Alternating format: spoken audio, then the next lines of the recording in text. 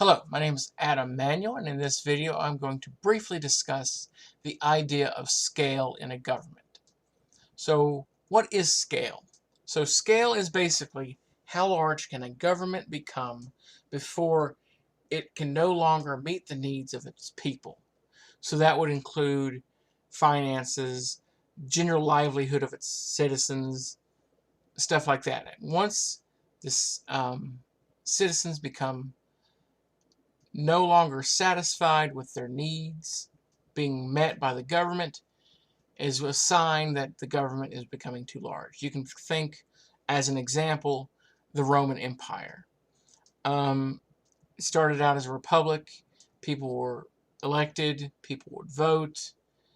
And however, once they began their conquests, the Rome became so large that eventually they could no longer feasibly contain and govern and meet the needs of its people. So eventually Rome broke apart into pieces and became a republic. I mean, a government empire, and then eventually after that it broke into pieces. So, how big is too big? Aristotle says a government cannot be more than 200,000 or 300,000 people. So, he is stating that if it's any more than that, it's going to become an anarchy. It's going to be chaos. You can't have a government that is large. Then you have people like Hobbes, who says that you can have a government of any size. You can have, it doesn't matter how big you are, you can have a government, but it has to be extremely structured. You have to have basically a person at the top talking to a cascading array of people below him, each talking to the other in order to keep everything represented properly. Then you have people like Hume who say there's a middle road. You don't have to have the rigidity of Hobbes, but you don't have to have the minusculeness of small government size of the perspective of Aristotle. So there's these variety of perspectives of what the proper size of government is. So obviously, if you look at the United States of America, we are not a small country. We have about 300 plus million people in the United States. So obviously, we are not really thinking in a Aristotelian way.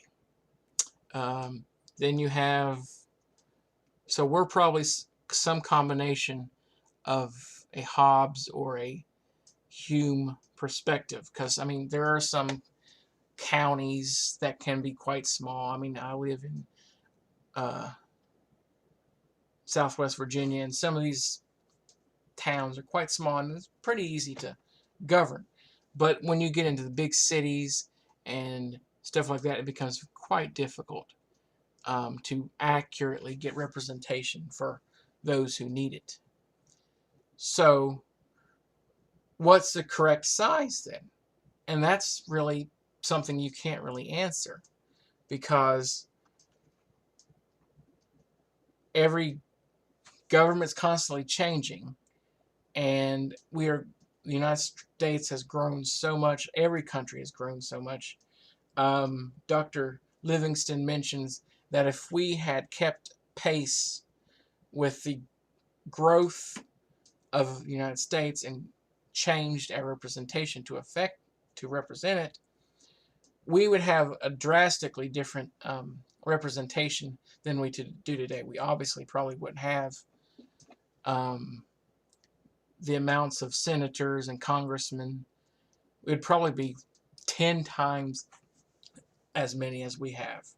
So we are obviously underrepresenting ourselves, and that's causing problems for the government in total. And because they're apparently not seeing the true intentions of the people. So what is a government to do if it is not being represented?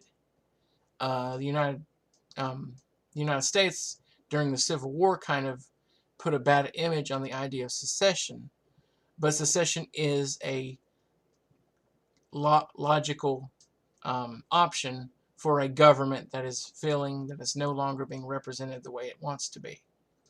Dr. Livingston mentions the success of secession for Sweden. If you look at a 2016 thing that was put on a ballot in California, they were wanting to separate into 4 smaller states, not necessarily seceding, but they saw that their size was so large that they need help to adequately govern and administer and help their people financially and livelihood and stuff like that. So we need to stop trying to avoid concepts of secession and change to the size of government. America is too large in many respects. We maybe do need to consider some new form of representation as a ways to understand ourselves and the government and what we want. So I look forward to your responses, and I hope to have a great conversation.